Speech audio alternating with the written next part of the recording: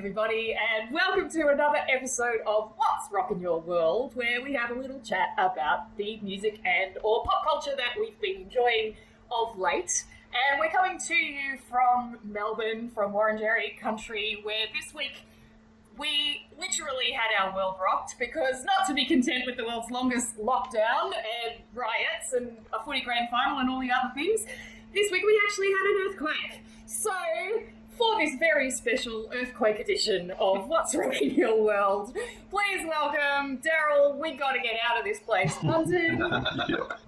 With my socially distanced Abbey Road. And with your socially distanced Abbey Road, we have Peter, boom, shake, shake, shake the room, Blue and I'm Jules, the hippie hippie shake. So, Pete. Big TV thing. So, and Apple TV has delivered for me this week. Warning Wars Season 2 has started again. And I'm loving it. And we're only 2 weeks in, so I have to now wait. I don't understand. Who's in Morning Wars? Is there something? Jennifer Aniston and Reese Witherspoon. Reese Witherspoon. Right. And Billy Crudup. Is it good? Is it? Yeah, the first season was great. I love it. So the first season is very much the whole Me Too thing. Yeah. And what the first 2 episodes have kind of done is, like, the first one was New Year's Eve 2020, and everyone's going, oh, jeez, good thing we're leaving 2019 behind. And then it's so clever because it's there's these lines like, oh, you know, what are we going to run with on the news? We've got something happening in, blah, blah, blah, in Germany, and something happening in Pakistan, and the Chinese are investigating some outbreak of, respiratory illness. No, don't do the Chinese one. And then in the second episode, which I only just watched this morning, they're sitting around the table and they're talking, and it's January, right? January 2020. Remember that? Oh, God, yes. And they're going, the Trump impeachment, Trump, it's not a thing, blah, blah, blah. Oh, there's this, we should really cover this thing that's happening in China. Apparently someone's come and arrived in Washington with this coronavirus thing. That's the flu, And it's so interesting to watch that because, of course, I was having those conversations in January 2020 because people were asking me, because of my background in medicine, like in Chinese medicine, like, what do you think? I was like, no, that's the thing, it's just like the flu, like it wasn't a thing. And to watch that is so fascinating, actually. And obviously, I'm dying to see how then the story of the 2 characters, the actors are going to play out. Oh, and Steve, hopefully this is not a spoiler if you haven't seen it, but Steve Carell's character, who was the guy who basically sexually assaulted all these women at work at the newsroom, he's moved to Italy. So I suspect we're going to weave in the whole Italy fiasco of coronavirus somehow. I am dying to see this show, and this is such a different show for what I normally watch, but I'm totally hooked. Yeah. It's so cool that it's so current. But I think, like we were talking about, like 1971 in the last episode, about this is a creative time now, like with all that's happened. Like, where are the creatives telling stories about what's it like to live at this time? Well, this is it. Now this is the beginning of it now, because we've done the 2020, and maybe it'll still over the next couple of years of putting it all together. I don't know, but ratings have been down. This network needs to clean up its act. 5. Trying to get ahead of this coronavirus thing. 4. So, Jules, what's been rocking your world? I don't know if either of you guys have been getting into Ted Lasso, but I just did start it, yeah. For it. Yeah. It's just so beautiful, and it just won a whole bunch of Emmys this week, and I really feel like the show itself, if you haven't seen it, it's a very simple premise, and it sort of sounds like it could be just a kind of a surface comedy and whatever, but there are so many layers to every character, and it's funny, like laugh out loud funny, and also I have cried watching it several times because it's just so heart-centered and beautiful, and this character is kind of like the pin-up for the new masculine in a way. Like he's this beautiful, earnest, incredibly well acted character who is kind of almost caricaturely well intended, but actually he plays it with so much nuance that there's no caricature in it whatsoever, and it just I'm so inspired that this is something that's happening now. And for me, it's like such great medicine. And it's one of those things that, again, because it's coming out an episode at a time, it's like sort of, got to drip feed rather than binge it. And a little bit of Ted Lasso every week is making me very, very happy. So Your decision to bench Jamie was a masterstroke. I don't think we're allowed to talk like that at work anymore. highly, highly recommend get onto the Ted Lasso. And if you're not into sport, because I'm not at all, I didn't give it much thought at first because I thought, oh no, it's about a soccer team. I'm not going to get it. It doesn't. It's actually the sports side of things is pretty much irrelevant. Just totally. get into it for the characters. Is it English or is it American? It's English. But he's American. He's really interesting because he's at first you think he's completely clueless, but then eventually you go, oh, he's not clueless at all. He knows what's going on, but he's just enough clueless that he can just let the garbage go by him and keep going on his path of kindness, isn't it? Yes, there's an innocence about him, but it's not. It's not a stupidity. It's just it's beautiful. A genuine innocence, and it's beautiful. So, Yeah. I love it. Absolutely love it. And the other thing that I've just discovered, I've got a new podcast for you guys.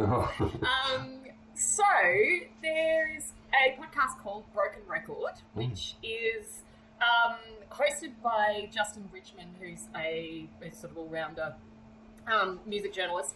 But the interviewers on the podcast are Malcolm Gladwell, who's a music writer, the editor of the New York Times, Bruce Headlam, and Rick Rubin, who He's a producer, isn't he? Producer, yeah. Rick Rubin has produced, so he's also the founder of Def Jam Records. Rick Rubin's produced the Chili Peppers, Run DMC, Public Enemy, LL Cool J. He did a lot in the hip hop scene, and then also like everyone from like Weezer to Johnny Cash and the Dixie Chicks and whatever. It's like he's produced for everyone. He's prolific, yeah. And he's this wonderful character. If you have a look at him, he's got like his big old beard, He looks like a bush ranger now.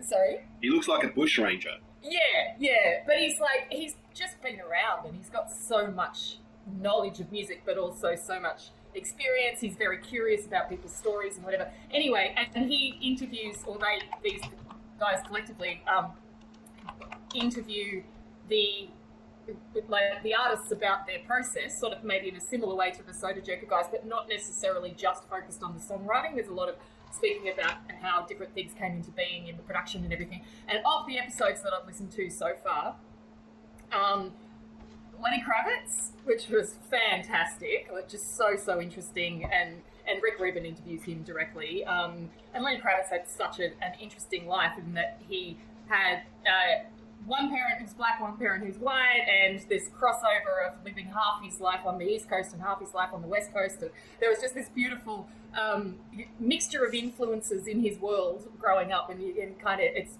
fabulous to hear his take on how that all sort of merged into his sound. And Ben Folds, and there's a beautiful part where Ben Folds does some improv in the studio, like right there in the interview, which is really cool.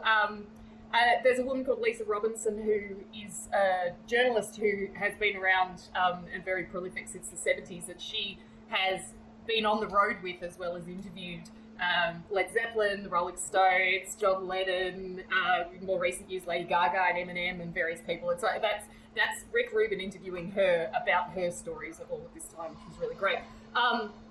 But the one episode that actually has moved me the most, which was the first one that I listened to, was with Glen Hansard, who I mentioned in one of our earlier What's Rockin', where he's the guy who wrote all the music for and played the lead role in the movie Once. He's an Irish singer-songwriter, and he's really fascinating. I'm a bit in love with Glen Hansard, and this interview was so beautiful because they had him in the studio with a couple of his other musicians, and as they're talking about their process, and the particular album that they were talking about was almost fully improvised in the studio. Like they sort of went in with a basic idea of what they wanted to create. I think a little bit like you were talking last week, I think, DARYL, about Pink Floyd. They had an album like that where it was sort of like they went in going, I'm not really sure what's going to happen here, let's just see, and it kind of came together in the studio, and Glen Hansard basically made a whole album like that. And in the process of the interview, they were listening to bits of the songs and saying, how does this how did this come about? And then as he's describing it, he said, I had this voice memo on my phone that it was just something I was singing as I was walking down the street, whatever. And the next thing you know, he pulls out his phone and starts playing the voice memos that started the whole process. Anyway, I absolutely love being privy to the creative process of people whose art I enjoy. And so this was just a beautiful, indulgent. I was so excited. The day I found this podcast was one of our beautiful, sunny spring Melbourne days. Maybe if anyone else knows any good podcasts or stuff, maybe they can let us know in the comments. Please. Jules is always running out of them. Yeah, that's it. That's let us know. Just please give us your inclusions. We want to know what you've been watching. We want to know what you've been listening to. We want to know what podcasts we should get onto, and especially if they're connected to the creative experience. So, DARYL, what's been rocking your world? Well, as I thought I hadn't really done anything. I've been really busy. It's sort of like second last week of work trying to get things all settled up there. But I really have actually listened to a couple of things. You'd mentioned the Armchair Expert, and I've been going through all of those. And I was just listening. Well, I'm still listening to the one on Seth MacFarlane. Damn, he's interesting. He's such a lovely, nice guy, and he's just like prolific. He just goes, well, I tried these things and they work, and some of them work and they don't work, and he's such a good comedy writer. He's just amazing. And he's an animator. That's really what he started off as. So it's really good. Because he did Family Guy and American Dad, and they have basically become a platform that basically is like Simpsons. It just goes on and makes him money, and he's not really involved anymore. But so he can go off and make all sorts of other things as he wants to, because he has lots of money coming in. So he's very, very interesting. I like his stuff. Did you ever see 1,000 Ways to Die in the West? I think it was called.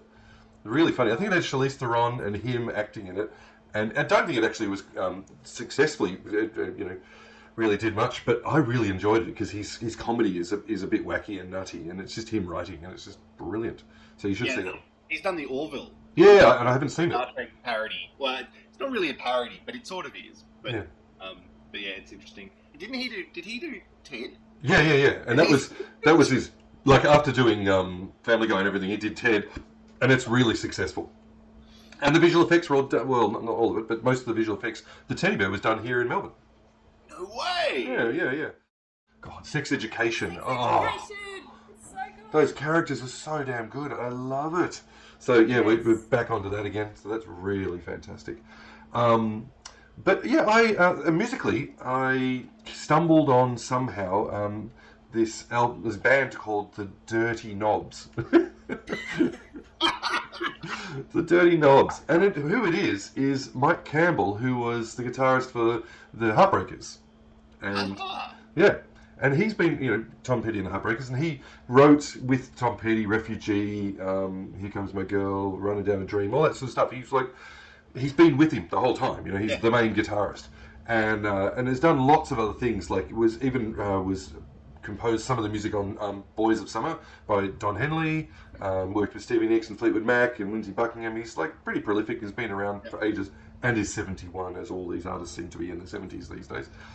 But he's just brought out this this great album, and it's hilarious and funny, and it's got some Tom Petty-esque-ness to it, which is really fun. So I might just share this and let you have a listen to this for a second.